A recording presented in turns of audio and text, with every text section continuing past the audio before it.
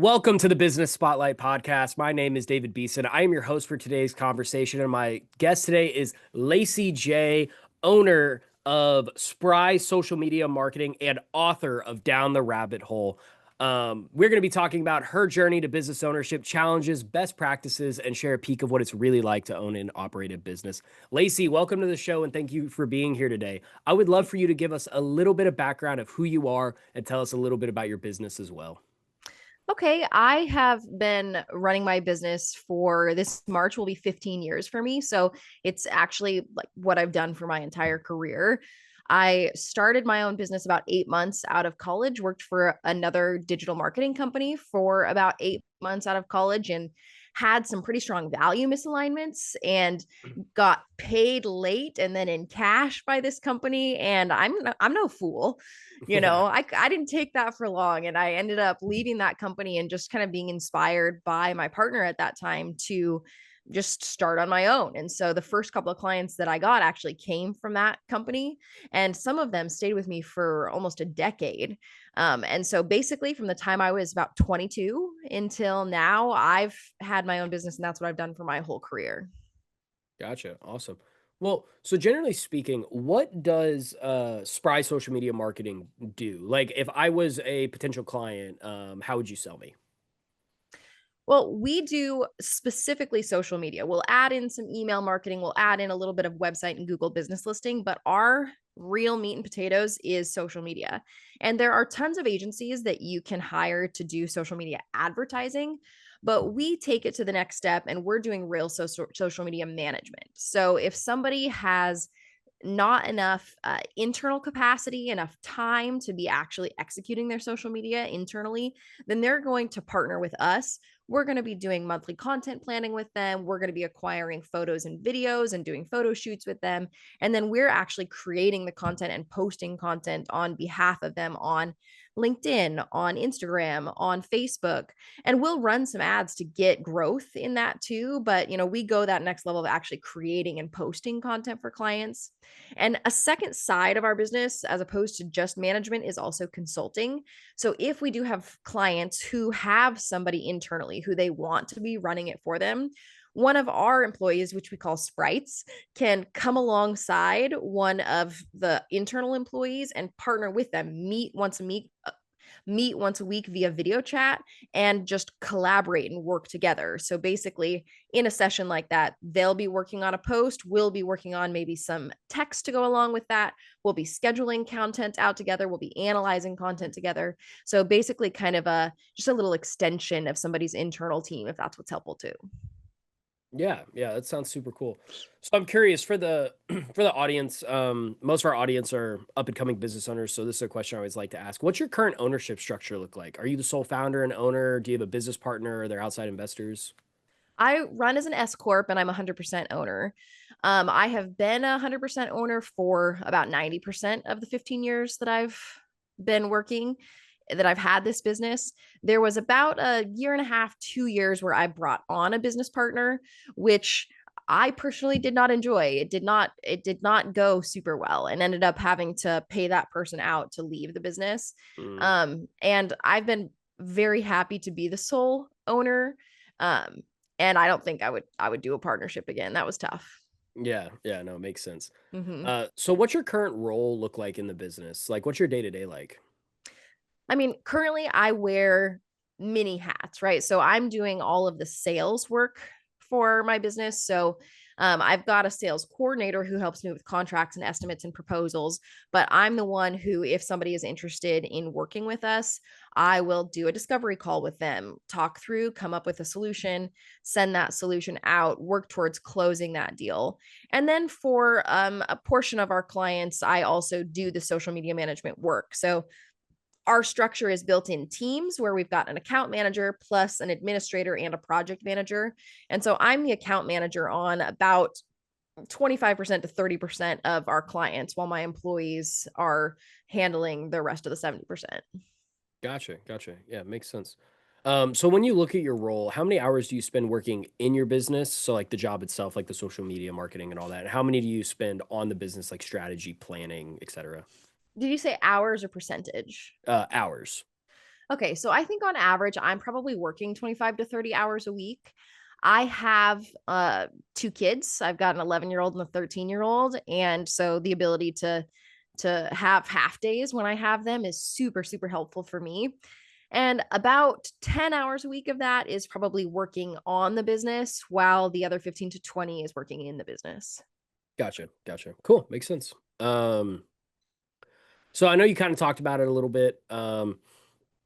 With how you ended up getting into the business and wanting to start it because you were the corporate life just wasn't really working. So, as you look back on your journey so far, what has been the most memorable roadblock or hurdle you were challenged with that you had to overcome?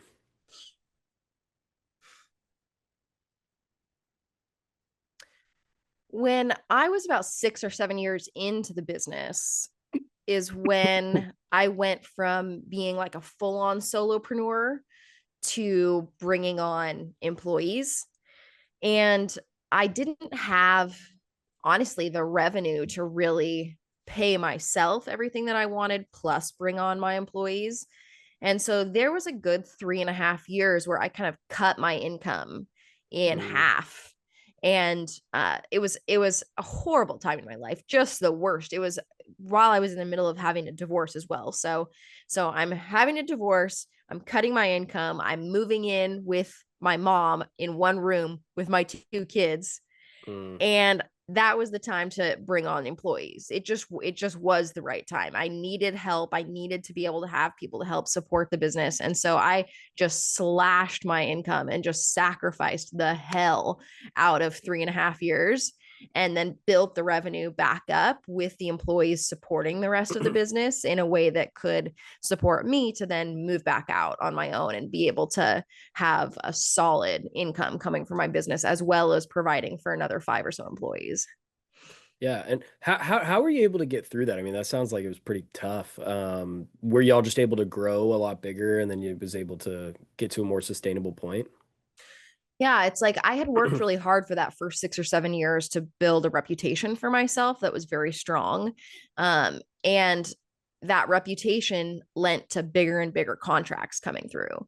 And so when I would start with revenue with managed services clients that were at 1,000 a month, 1,500 a month, I ended up landing a few $5,000 a month Mm, clients. And so having those bigger contracts with companies and organizations that had more reach and more trust in the community that I was in as well, I was able to leverage a lot of those relationships to grow larger and larger contracts, and build on my reputation as we went. gotcha, gotcha.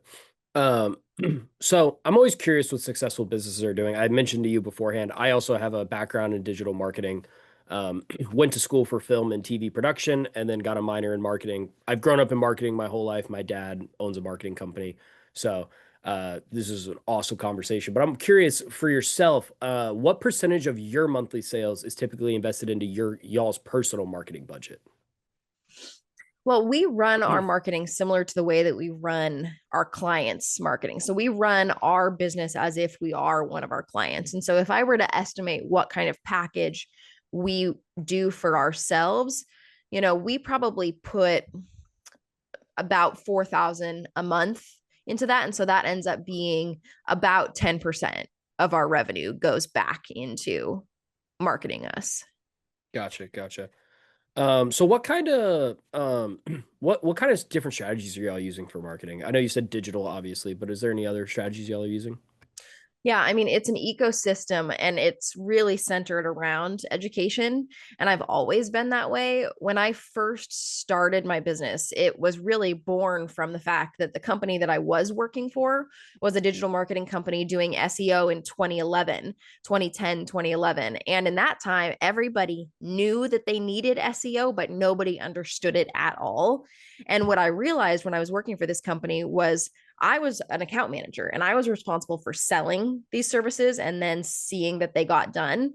And we were selling the services and nothing was actually being done for the amount of money that we were collecting. And so I could see very quickly how much fertile ground there was for education in this field. And so I've always centered my business around teaching people what is happening in regards to social media. So that means I'm teaching classes at local community colleges and their continuing education departments. I'm working with the Chamber of Commerce to put on classes so that everybody knows enough that either they can do it themselves and they don't need us, or they know enough to know that they very well cannot do it themselves and need to partner with a professional. And so that's always been the centerpiece, whether it's in-person teaching, whether it's podcasts that we're putting together, YouTube videos, or just little checklists that we can send out on our email marketing. It's all based around education. Yeah, yeah, that's super awesome. So, moving from marketing to sales, what does your sales process look like? Like, if I were to refer someone over to you, what can they expect to experience in the in the guide to do business with you? Yeah. So I always start out with about a 20-minute video call with somebody where I'm asking, okay, what is it right now that's making you reach out thinking you might need some help with social media and digital marketing? And just get to hear a little bit about what's going on with them. I ask about what their process is right now. If they are posting on social media, who's responsible for that? What's that process like? How are you wanting to continue that or change that into the future? And I've been doing this for so long, it's pretty easy for me to listen and flesh out what they're trying to say that their needs are and how they align with our products. So after we get through that, I'll speak back. I think it sounds like you might be looking for this, this, and this. And then I'll put together a proposal with my sales coordinator, get that proposal sent over to them. And if that's what they're ready to do, we'll get the service agreement signed up. And if they have questions or want to make changes to it, that's always something that I'm open to and interested in. People's budgets, I always want to be able to fit into people's budgets. That never means that I'm going to be changing my prices, but we can always remove line items to fit into somebody's budget as it is at the time. Yeah, yeah. So I know that you mentioned that you had a few different team members. I'm curious, how big is the team currently? We've got a team of 6 right now. Six, gotcha. And how would you describe your leadership style in business? Has it changed over the years?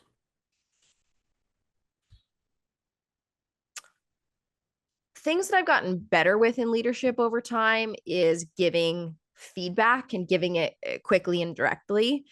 I am extremely human centered. I'm a Cancer and an ENFJ, and I just really care about people's feelings all the time, whether that's my clients or my employees. That's my number one thing is like, how are people feeling? And that's how I've kept employees for about 8 years. Okay. I've got Mm, multiple employees that I've had with me for 8 years, and they've made their life around working for my business because they like how they feel. They feel valued.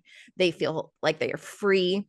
And same with my clients. They feel because I can put that out to my employees, they then project that out to their clients as well, that the clients feel centered and like what is important to them is important to us. And we always work to make that happen. So, from a leadership standpoint, I've always had that value of caring about people's feelings.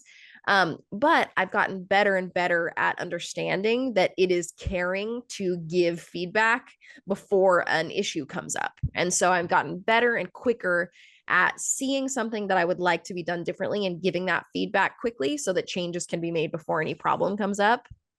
I would say another big change that has happened over the last 5 or 6 years is we partnered with an HR company. And so one of my employees' jobs is to be the interface between HR, accounting, tax, et cetera. And so once a week, our internal employee is meeting with this HR professional.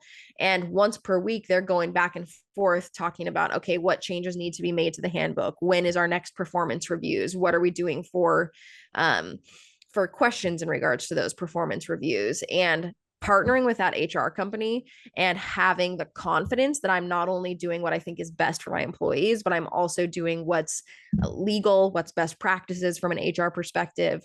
That confidence has led me to feel very comfortable in my leadership position. gotcha, gotcha. What type of training do you have in place for your team members? Because we have a type of service that is constantly changing, we have to constantly be open to training. And so, what we do is we have a budget for continuing education for each employee based on the number of hours that they're working. So, about half of our employees are full time and about half of them are part time. And part time employees get X amount of budget, full time employees get X amount of budget. And they can either bring to us, um, trainings that they want to do in which we will cover, up to X amount of dollars, or if we come up with trainings that we're finding we're covering all of it for them. So that's going to be classes in advertising. A lot of the times we're looking at new and emerging advertising opportunities on digital. Like, we spend every day working in meta ads, but what about Reddit ads and what about YouTube ads? And so we focus on these kind of platforms that are becoming more and more popular as a social media, and how do we make sure that we're getting posts on there, we're getting them done properly, and then that we understand the advertising that happens on those, because that, from my perspective, is one of the places where companies can lose the most money. If they put $100 towards an ad on Meta on YouTube, but they don't check 3 boxes, all of a sudden that entire budget is going towards an audience that wasn't really what they intended in the first place. And so that's the place where we can bring the most value to clients. And that's where we focus a lot of our budget for training too. Gotcha, gotcha. Well, I think if you're ready, I think we can transition to a couple rapid fire questions. Yeah, sounds good. Let me take a drink. Awesome. Um, yeah, so what is the key to success for you? I think alignment is the strongest key to success. Um, there's been times in my business where I've had way more money than other times in my business. And the times where I feel the most peace is the times where I feel the most successful. And that means that we're partnering with clients who we believe in their mission and who we're not just partnering with them to get their dollars. Um, and where we're often working on side projects that build up the community as a whole, as opposed to just focusing all our time and energy on revenue building activities. Gotcha. Yeah, alignment's one that I haven't heard before. That was a good answer. I really like that. What is one piece of advice that you would have for other business owners? A piece of advice that I think I have for other business owners is just to get used to pressure. I feel pressure just every day, every second, especially as the business grows. When you're a solopreneur, the pressure comes from the responsibility to your own self and your family. And that's huge pressure. That's immense. The fact that your energy and your effort and your output is going to yield what makes your home sustainable. That's a ton of pressure. And then when you start building your business to the point that you've got employees and their families that you're helping to take care of too, that pressure stacks. And from my experience, the pressure doesn't get easier. It doesn't. It gets harder over time. But I get more and more comfortable with that pressure. Yeah. And when I've shown up over and over with that pressure and done what needed to be done, then I build that confidence over time. And that Yeah. confidence is a huge value. Yeah. It's funny. It actually kind of runs right into the next question. A lot of business owners deal with stress. I'm curious, how do you deal with the stress of owning a business?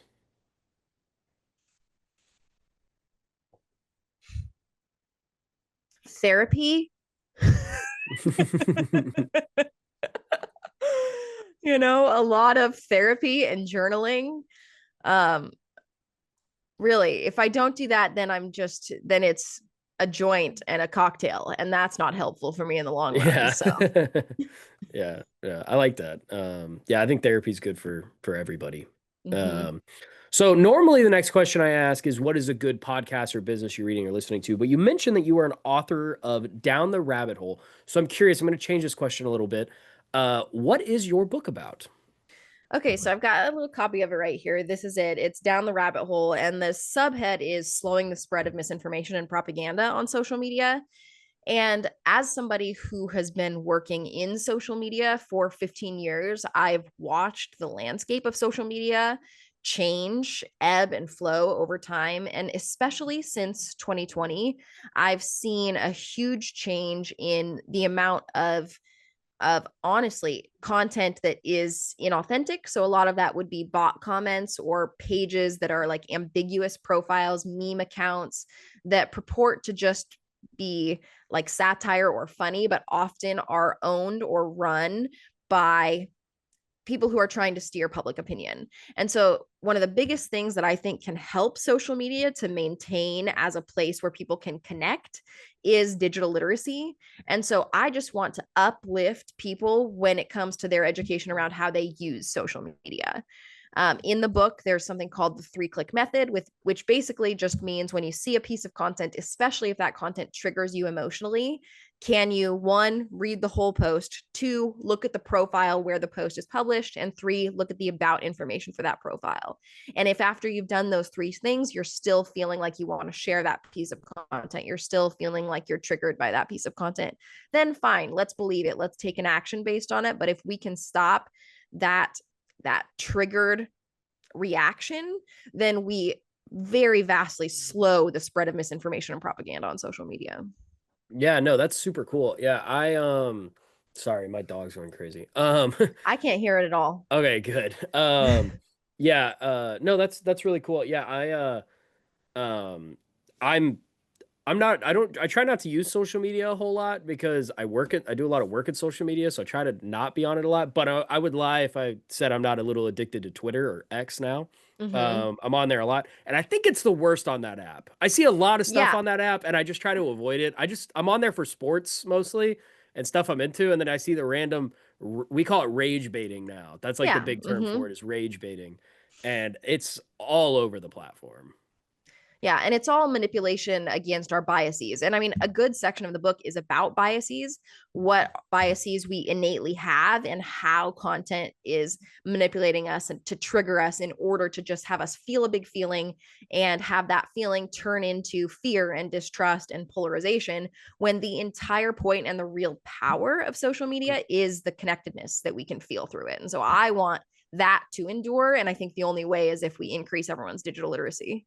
Yeah, no, I agree completely. Yeah, and I have like a certain thing about social media where I said like it moves 3 times faster than normal time. Like in our Yeah. normal time, it's Mm-hmm. like you have a conversation with someone, it's in your head for 4 days or whatever, and you see them again, and then new conversations happen. Social media, it's like 4 minutes every time something new is hopping in and out of your Oh head. yeah, and you're scrolling through your feed and you see your friend who just got married and that's so sweet, and then you see a child who's being tortured and dying, and then you see Hmm. your mom's annoying share of something going on in the community page, and like all of those feelings are just mixing so Hmm. fast, and it's totally not normal for how we process things. So Yeah. the only way we can really make a difference there is if we can slow down and actually Yeah. ingest content in a way that's a little bit more natural. Yeah. And you've already launched this book, correct? This is already out. Correct. This is 1 year. It's been out 1 year now. Awesome. Yeah, I am going to pick up a copy right after this conversation because it sounds really interesting. I think I would Do love it. reading that. Um, all right, so this is kind of a fun question. So if you had a Okay. little bit of magic dust and you could choose one spot in your business to sprinkle it, and everything would be perfect, where would it be and why?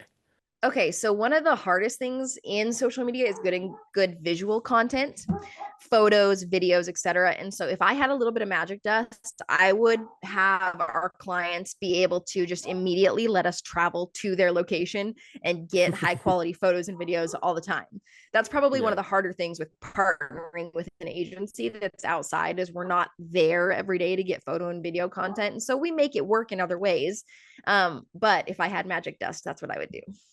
Yeah, no, yeah, it makes total sense. I personally am a videographer. That's what I do is video and some social media like strategies. And a lot of times I'll have to hire a second or third guy to go film. And then whenever I'm in the editing room, I'm like, dang it, this doesn't look like what I want it to look like. So then I have to Uh-huh. compromise and make it look better. And it's hard Oh sometimes. yeah. Mm-hmm. All right. Well, before we get to the final question of the day, would you like to share with the audience how they can follow you, learn more, contact you guys? Yeah. So if you're looking to follow me, you can look for Lacey J. Faught on all platforms. So on Instagram, on Facebook, on LinkedIn, Lacey J. Faught. And then our handle for our business profile is Think Spry. You can find us on Instagram, on LinkedIn, on Facebook, and our website is thinkspry.com. Awesome. Well, we've come to the final question of the day, and that is, what is most inspiring to you today? Oh, what's most inspiring to me right now? It's my people that's most inspiring to me right now. Again, like I said, I've got employees that we've been together for like 8 years or so now, and we've got our work lives, and we work remote too. So I see them in person a few times a year, but most of what we're doing is outside and is remote. And the little opportunities that we have where I know that something's going on in their life and I can just send a quick note and ask how they're doing and they can give me an update. Like, there's these beautiful relational threads that are built between me and my employees and my employees and each other. And those personal relationships in business inspire me to handle the pressure that I have to handle to be a good leader. And I wouldn't do it without those personal relationships. Yeah. Yeah, no, that's awesome. I love that. I think personal relationships, specifically like in business, are super important. Um, but yeah, this is a great conversation and I really enjoyed getting to hear your story. So thank you so much for sharing. Also, I just encourage all of you watching to save this show and come back and watch it again because Lacey really had some great insights for business. Also, don't forget to like and subscribe to our channel so that way you get notifications every time a new conversation drops, just like this one. Thank you to everyone who joined us today, and a special thanks to you, Lacey, for being with us today. We really appreciate it. Thank you, David. I appreciate it too. I will see you all in the next episode. Goodbye.